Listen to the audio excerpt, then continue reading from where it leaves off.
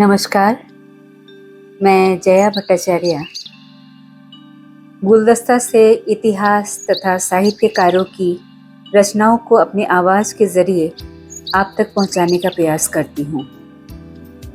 आज मैं आपके लिए कोई कहानी लेकर नहीं, बल्कि एक साधारण बालक से राष्ट्रपिता बनने तक की महात्मा गांधी की संघर्ष से भरी यात्रा का संकलन लेकर आई हूं। हम स्वार्थवश आपस में न लड़ते भिड़ते तो अंग्रेजी ताकत कितनी भी बड़ी थी, वो अंग्रेजी ताकत इतने वर्षों तक हमको सताती रही। जब हम में जागृति हो गई, हम समझ गए कि हम हैं तो वो है, हम नहीं है तो वो हो नहीं सकते। तब तो अगर ये अंग्रेजों के लिए सच्चा था तो आज तो वो भी सच्चा ही है। तो ऊपर अगर बिगड़ गया है तो उसमें मैं ये नतीजा पर आ जाता हूँ कि हम बिगड़े। मोहनदास करमचंद गांधी को महात्मा कहा जाता है।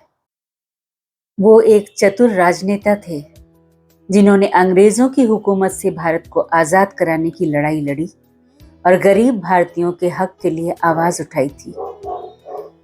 अहिंसक विरोध का उनका सिखाया हुआ सबक आज भी पूरी दुनिया में सम्मान के साथ याद किया जाता है। मोहनदास करमचंद गांधी का जन्म उत्तर पश्चिमी भारत की पोरबंदर रियासत में 2 अक्टूबर 1869 को हुआ था। उनका परिवार एक अमीर खानदान था। मोहनदास करमचंद गांधी के पिता करमचंद पोरबंदर रियासत के राजा के दरबार में दीवान थे। उनकी माता का नाम पुतलीबाई था। उनकी माँ एक धार्मिक महिला थी जो अक्सर पूजा पाठ के लिए मंदिर जाती थी और उपवास रखा करती थी। माँ ने मोहन को हिंदू परंपराओं और नैतिकताओं का पक्का पाठ पढ़ाया। उन्होंने गांधी को हमेशा शाकाहारी बने रहने की हिदायत दी। माँ से बालक मोहन को धार्मिक सहिष्णुता, साधारण रहन सहन और अहिंसा की सीख भी मिली। बच्चों को अच्छी परवरिश देने की नीयत से मोहनदास के पिता अपने परिवार को रहने के लिए पोरबंदर से राजकोट ले आए। यहाँ अच्छी तालीम का इंतजाम था और मोहनदास को अंग्रेजी की शिक्षा दी गई। 13 बरस की उम्र में मोहनदास गांधी की शादी कस्तूरबा से कर दी गई। वो राजकोट की रहने वाली थी और शादी के वक्त कस्तूरबा मोहनदास से 1 साल बड़ी यानी 14 बरस की थी। उस दौर में मोहनदास गांधी एक बागी नौजवान थे, जिसका उल्लेख उनकी किताब सत्य के प्रयोग में मिलता है। हर उस काम के बाद जो उनकी नजर में पाप था, वे प्रायश्चित करते थे। इसका विस्तार से वर्णन उन्होंने अपनी किताब सत्य के प्रयोग में किया है। महात्मा गांधी के 4 बेटे थे, जिनके नाम हरिलाल, मणिलाल, रामदास और देवदास थे।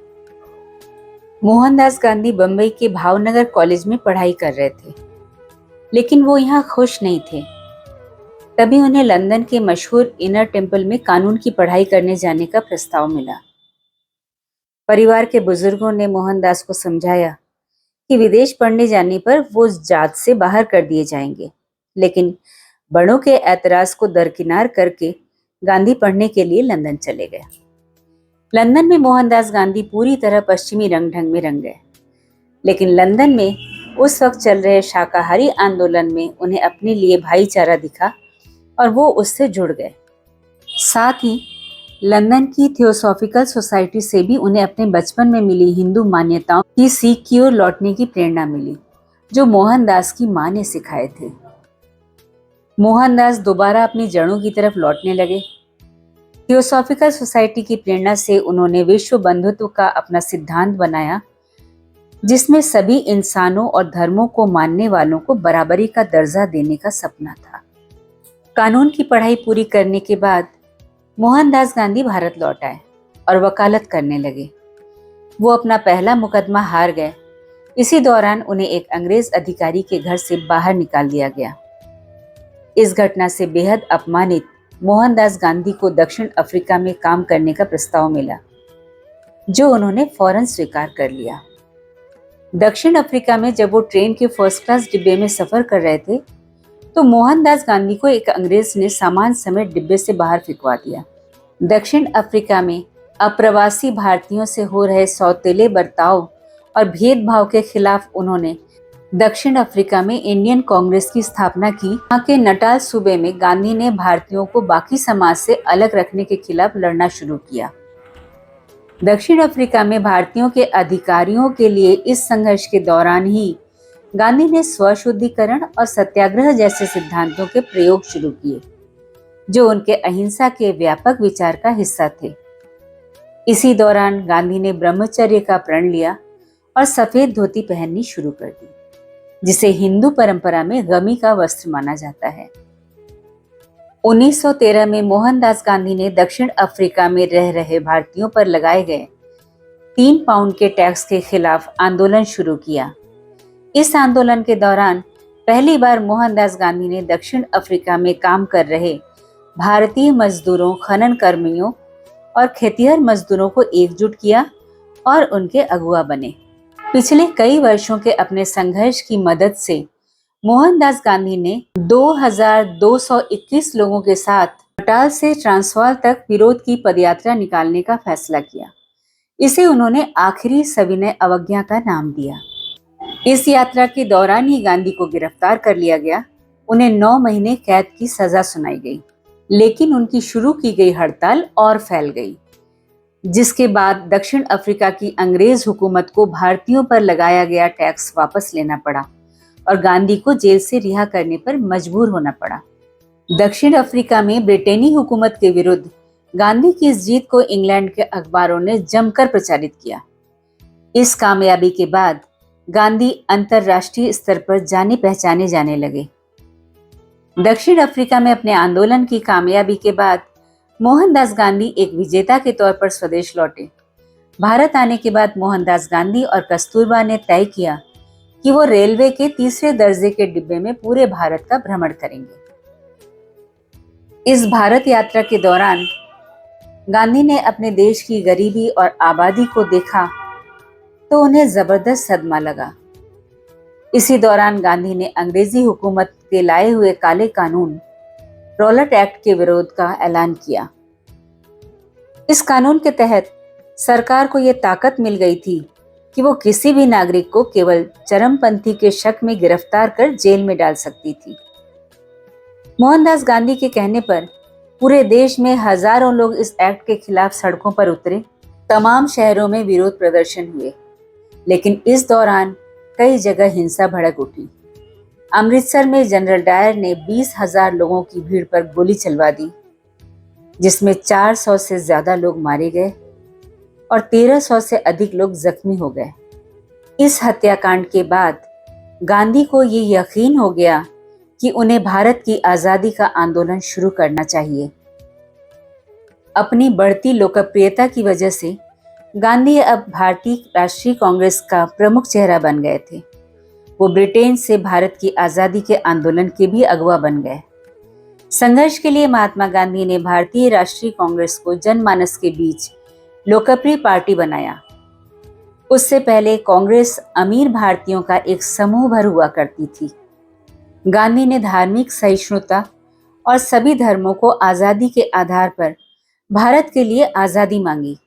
गांधी के अहिंसक आंदोलन की अपील पर होने वाले विरोध प्रदर्शनों को भारतीय समाज के सभी वर्गों और धर्मों का समर्थन मिलने लगा। उन्होंने ब्रिटिश हुकूमत के खिलाफ असहयोग आंदोलन की शुरुआत की।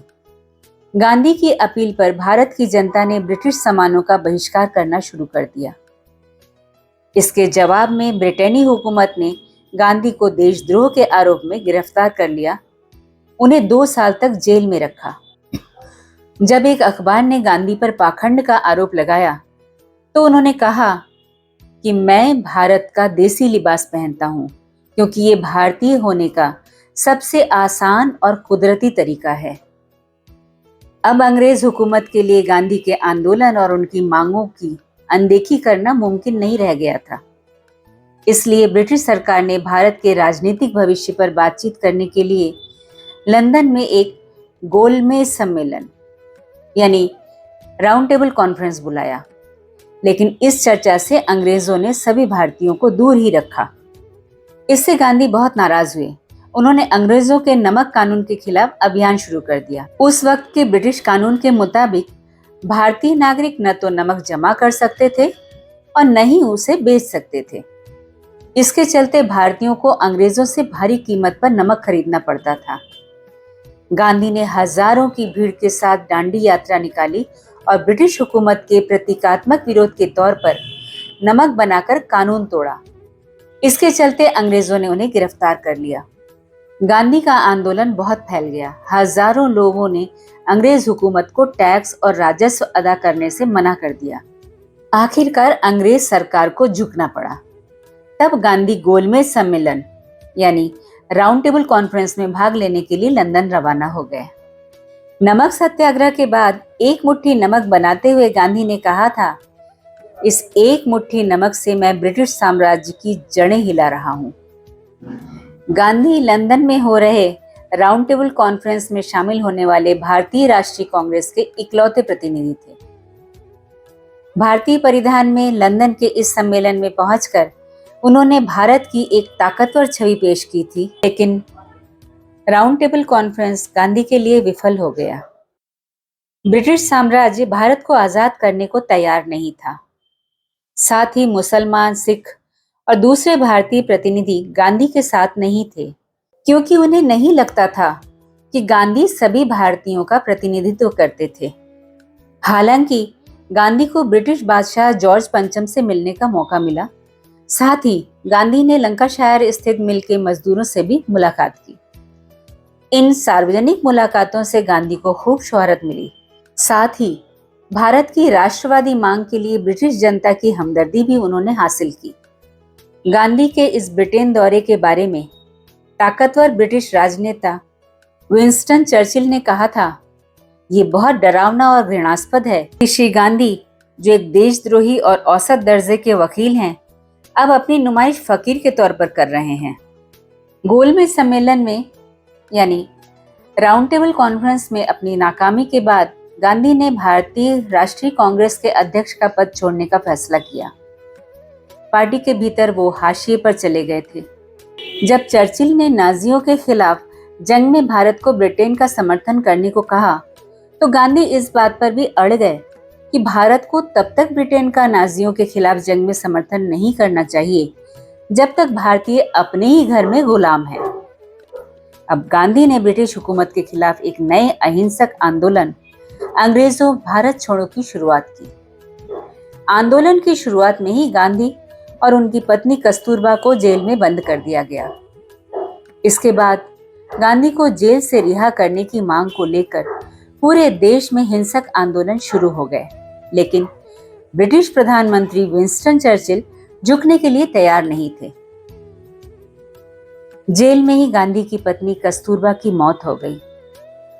इसके कई महीने बाद 1944 में गांधी को जेल से रिहा कर दिया गया। अंग्रेजों भारत छोड़ो आंदोलन से पहले गांधी ने कहा था, या तो हमें भारत को आजाद कराना चाहिए या इस कोशिश में अपना बलिदान कर देना चाहिए, लेकिन हम किसी भी कीमत पर आजीवन गुलामी का जीवन जीने के लिए राजी नहीं हैं।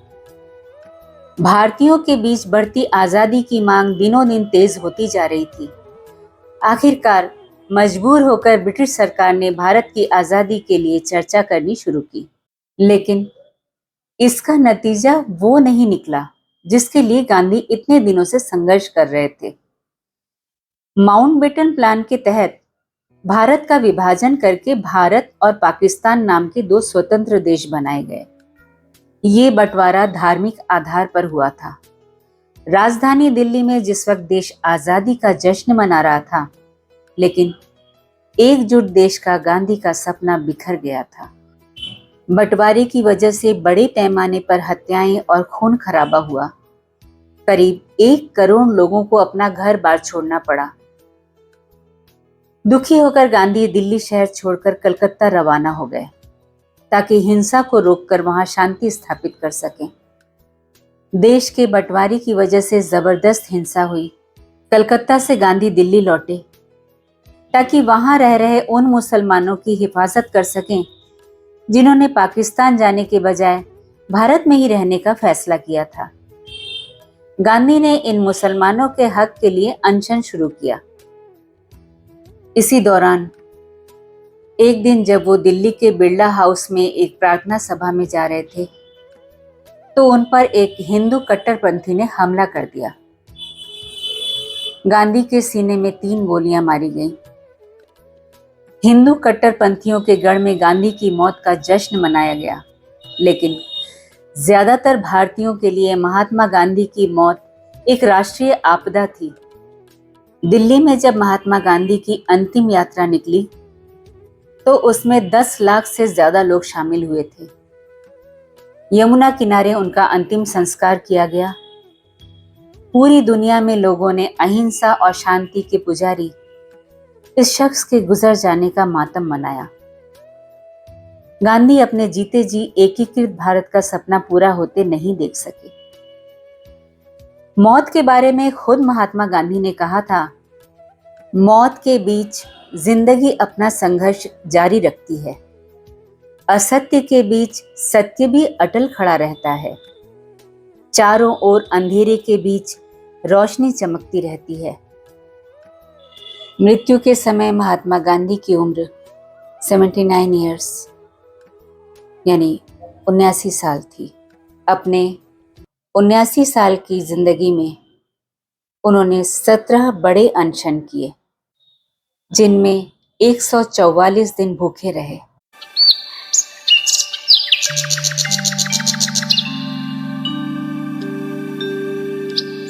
अभी आप महात्मा गांधी की जीवन यात्रा के बारे में सुन रहे थे। सत्य और अहिंसा के पुजारी इस महान शख्स को कोटि कोटि प्रणाम।